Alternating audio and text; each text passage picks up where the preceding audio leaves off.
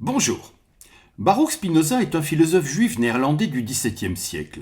C'est un contemporain de Pascal et, comme lui d'ailleurs, il aura une vie fort courte. Spinoza a de Dieu et de la religion une conception très particulière et tellement peu orthodoxe que ses positions lui vaudront d'être exclu à vie de la communauté juive d'Amsterdam alors qu'il n'a encore que 23 ans. Spinoza n'est pourtant pas un athée. Dans l'Éthique, qui paraîtra juste après sa mort et qui est considéré comme son chef-d'œuvre, il ne nie pas l'existence de Dieu. Bien au contraire, il affirme que Dieu existe nécessairement.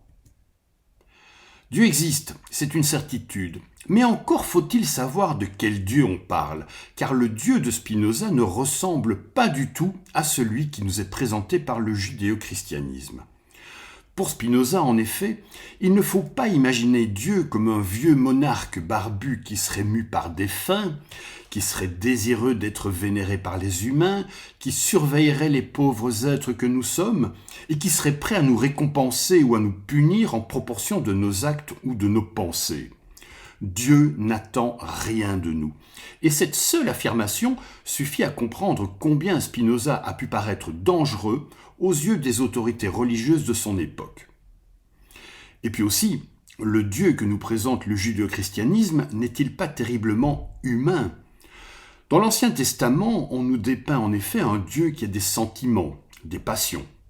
On nous décrit un Dieu bon et miséricordieux, mais aussi un Dieu vengeur, colérique et jaloux.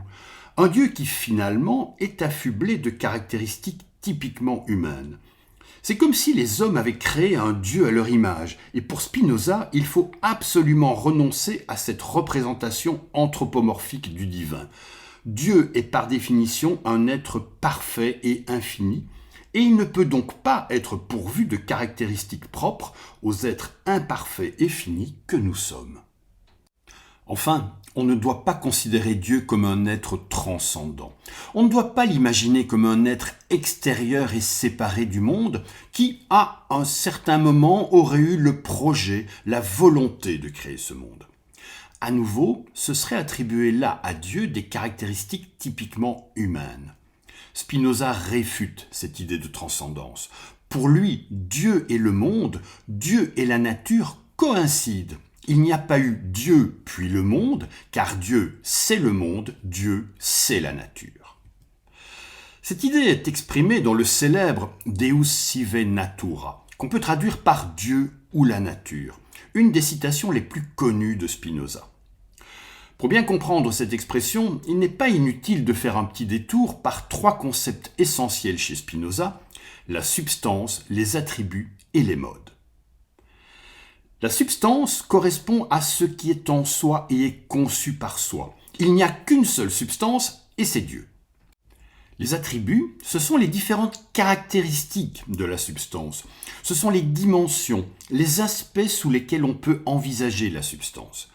L'être humain, dont l'entendement a un caractère limité, ne peut en appréhender que deux, l'étendue et la pensée, c'est-à-dire la matière et l'esprit. Mais pour Spinoza, Dieu possède une infinité d'attributs. Enfin, les modes, ce sont les différentes manifestations de la substance divine. Ce sont les différentes façons dont elle s'exprime. Tous les corps qui nous entourent, comme par exemple les arbres, les animaux, les océans, les êtres humains, tous ces corps sont des modes de la substance, et plus précisément des modes de l'attribut exprimant la matière. Toutes les âmes, toutes les idées de même sont elles aussi des modes de la substance, et plus précisément des modes de l'attribut exprimant la pensée. Tout ce qui existe n'est donc qu'une manifestation de la substance divine, c'est-à-dire une parmi les différentes manières d'être de Dieu. Les arbres, les animaux, les océans, moi qui vous parle, vous qui m'écoutez, nous sommes tous des expressions, des manifestations de Dieu. Dieu, c'est le monde, Dieu, c'est la nature, et la nature, c'est Dieu. Cette nature, et donc Dieu, va se présenter sous un double visage, que Spinoza appelle nature naturante et nature naturée. La nature naturante désigne Dieu ou la nature en tant que principe actif, principe d'engendrement, principe créateur, tandis que la nature naturée le désigne en tant que principe passif, c'est le résultat de cet engendrement, c'est la totalité des choses qui existent, nous y compris. Ce qui est important ici, c'est qu'il ne faut pas envisager ces deux principes comme séparés, car il n'y a pas d'opposition entre la nature naturante et la nature naturée. Ce sont tout simplement deux prismes différents qui permettent de voir une seule et même chose. Ce sont deux points de vue différents qui permettent d'appréhender une même réalité qui est Dieu. Dans l'expression « Dieu ou la nature », il faut considérer le mot « ou » comme un changement de point de vue sur la substance. Ce n'est pas un « ou » qui signifie que Dieu et la nature, c'est exactement la même chose. C'est un « ou » qui veut dire que selon le point de vue que l'on adopte, on va envisager la substance en tant que principe qui engendre, donc en tant que nature naturante, ou bien la considérer du point de vue du produit de cet engendrement, c'est-à-dire en tant que nature naturée.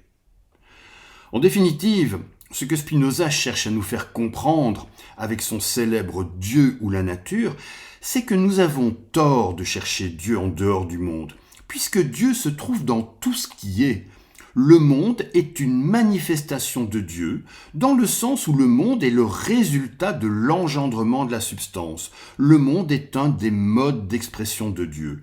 C'est pourquoi on peut dire que le Dieu de Spinoza, c'est la réalité même, au-delà de laquelle rien n'existe. Je vous remercie d'avoir regardé et écouté cette courte vidéo, et je vous invite à rester curieux et ouvert, à faire preuve d'esprit critique, mais aussi à prendre plaisir à la vie.